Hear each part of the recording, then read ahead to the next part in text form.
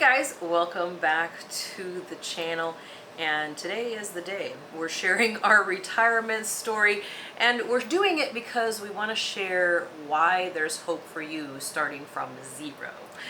Yeah, we started from zero, and we're going to share with you that. We're going to share some things about us that might shock you. So if those things do, let us know in the comments if you were surprised by that. But starting out, we got married very young. Allie was still a junior in college, and we had children young, and we worked for a nonprofit for many years. So retirement wasn't even a thought for us. Starting out, it was just basically struggle and trying to make ends meet. Like many of you watching this, we were also in that situation, but that was our pretty much our early life. Yeah, we were talking the other day, I was like, oh, our kids are the ages that I was when I had them, but reversed. We have a son and a daughter. They're 26 and 24, and that's how old I was when I had them. I was 24 when I had our son and 26 when I had our daughter. We had been married for, 3 years at that point. If you know, you know, it's a struggle bus, and we were on an extreme struggle bus. Yeah. At that point, with the 2 small kids, plus the financial difficulties. Yeah, working and not making a lot of money and having kids and doing all that was very tough. Things were very tough in our 20s and 30s. There's no doubt about that. At one point, I remember we could barely afford furniture. We really didn't have much furniture at all. And I remember going to work one day and coming home, and there was this huge watermelon colored couch in our living room, and I was like, oh, this is awesome, we have a couch now. And looking back at that couch, it was like, this just shows you the levels of struggle that we were on back at the time that we don't even really remember now. We had no couch, and we had 2 very little ones. I think our daughter was not even 1 yet at that time, and our son was like 2, and I was driving around with them, and I was like, oh my gosh, there's a couch on the side of the road. It was like in front of this shop, and I thought, oh, well, let me stop and see how much it is. Probably can't afford it, but let me check and see. Went in there, and it was $25 for like a full-size couch with the 3 cushions. And I was like, oh my gosh, I actually have $25 that I can spare. Let me get it. And back then we didn't have cell phones. Well, there were cell phones, but we couldn't afford them, so we didn't have any. So I couldn't call and ask him like, hey, is it okay if I buy this couch for $25? Which seems so ridiculous right now, but that's just the state of life at that time. And I thought, I really hope, that it's okay that I buy this watermelon-looking couch. We still refer to it very often. We talk about the watermelon couch. Yeah, the watermelon couch was awesome. We loved it. It just didn't look great, but no. But when you have nothing, that's just kind of where we were. Twice during that time, we had to take some drastic measures and sell my cameras, which just to make ends meet, pay bills, buy diapers, buy baby food, and that was tough because that was how I wanted to make a living. Yeah, it was really heartbreaking the times that we had to do that because if you guys don't already know, Rob is a photographer, and he was trying to get into the field at that point, and it's pretty hard to be a photographer if you don't have a camera. So, I said, what is the base level that we can get that you can, start with? And we made an effort to try to get one, and we did. And then unfortunately, several months later, we were like, we can't afford to keep this camera. It's the only thing that we can sell to make ends meet. And we had to sell it again. And then again, another time we found that we had the same situation. We were able to buy it, and then again had to sell the darn thing. It was really, it's hard. It's heartbreaking because you're trying to make a career shift that's going to be better for your family, and you can't keep the equipment that you need. Yeah, and we finally did end up getting one that I could keep, and I decided that I wanted to go out to Grand Teton National Park, try to take some pictures that we could sell. And that was actually a life-changing thing because I did actually get the first pictures that I sold on that trip. Now, the trip was not glamorous because if you know anything about Jackson Hole, it's one of the most expensive cities in the United States. And so I ended up going out there and not getting a hotel. I just slept in the rental car for the week, which was an SUV, and it was pretty cold. I remember that, it was really cold. But it was all about doing whatever you could to get something off the ground. When you're starting from zero, you're not going to be sleeping in a 5-star hotel if you're trying to get a career started. You might be sleeping in an SUV, and that's okay, because that's the stepping stone. That's the sacrifice that you have to make to get something to work. And so I ended up taking this picture of the Grand Tetons, and it ended up getting picked up and putting on the cover of Lonely Planet, one of their travel guides, and that was basically the launch of the career. And it was that sacrifice that she made working a little more to get the camera, and the sacrifice I made to go out there and do this in a non-glamorous way. And the point of this, I think, that we've always said is, don't worry about what you don't have. Work with what you do have. You have something.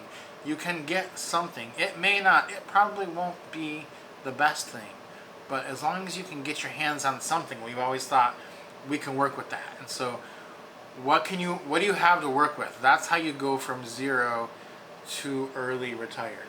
Exactly. It was something that we even in not having much, we did always dream of the life that we are actually currently living. It's just, we still wake up and pinch ourselves, I think, that we did all that, and it was 1,000,000% worth all of the, the hard work and late nights and tears and all that kind of stuff to get to where we are today.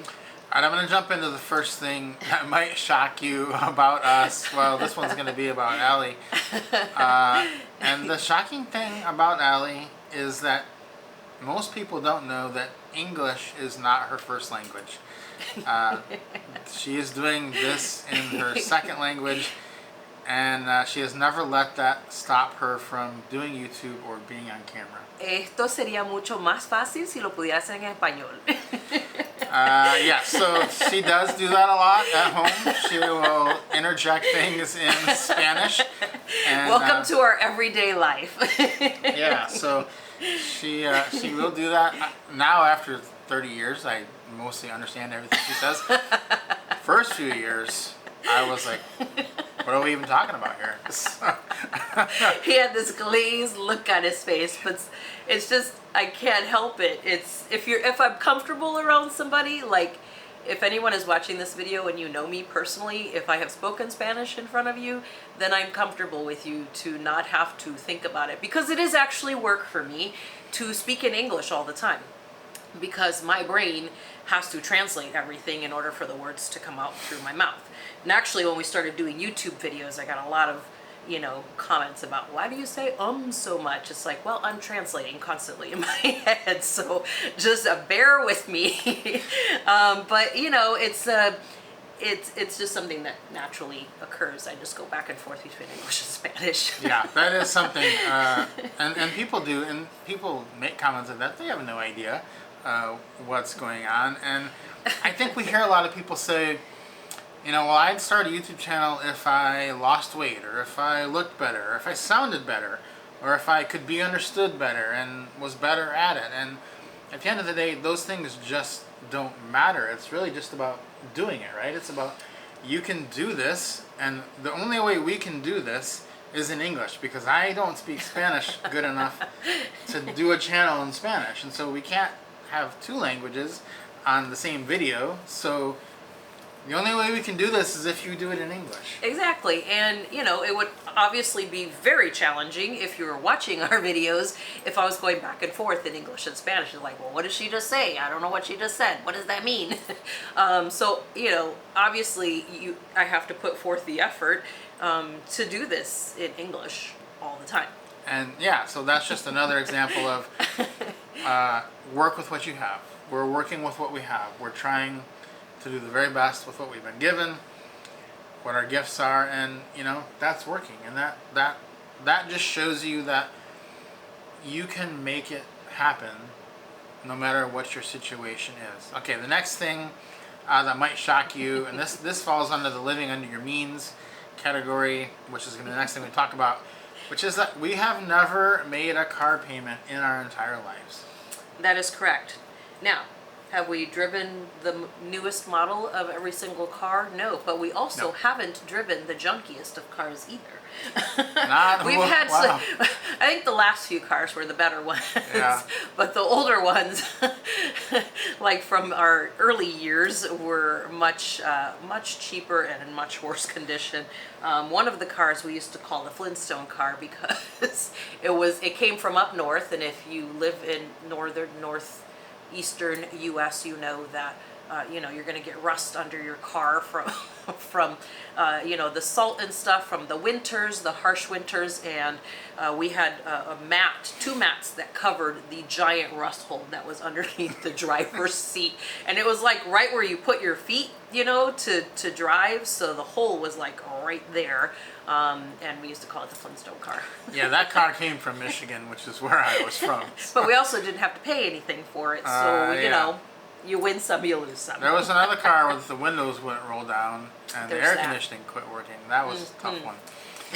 But the whole point of this was that we did want nicer cars. We just knew that if we bought nicer cars, it would take us away from our goal, which our goal has always been to make something of our lives later on that we didn't think we could have when we were young, because we got such a slow late start, getting married so early, having kids so early, working jobs that paid very low wages, and just being behind the eight ball. That's like the triple whammy of things that'll get you behind, and we had all those going, and so we knew that if we were ever going to get to here, we had to live within our means. We had to be grinding things out, doing things ways that other people either wouldn't be willing to do or weren't able to do, and so that was what we did. That was just some steps that we took.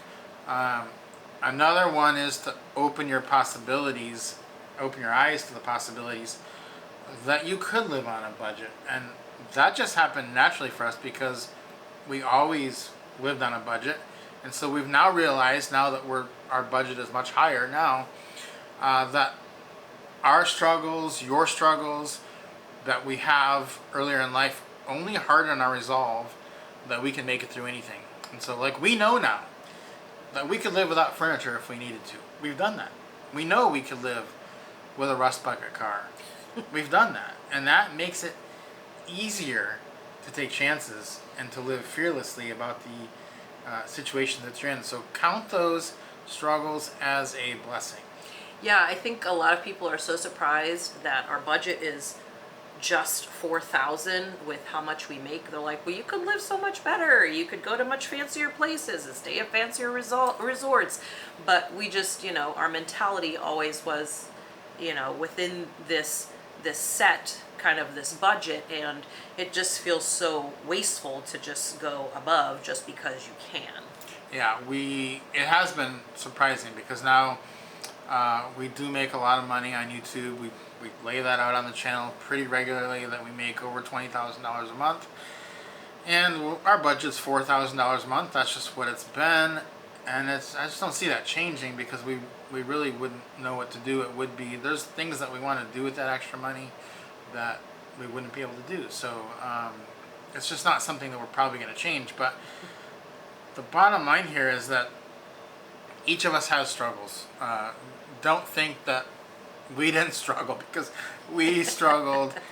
Most people that you see have struggled, and the question is, what are you going to do with those struggles? What are you going to take out? Because even though we all have struggles, we all have something that we could latch onto, that we could turn into good, and that is the key, is not focusing on the struggle.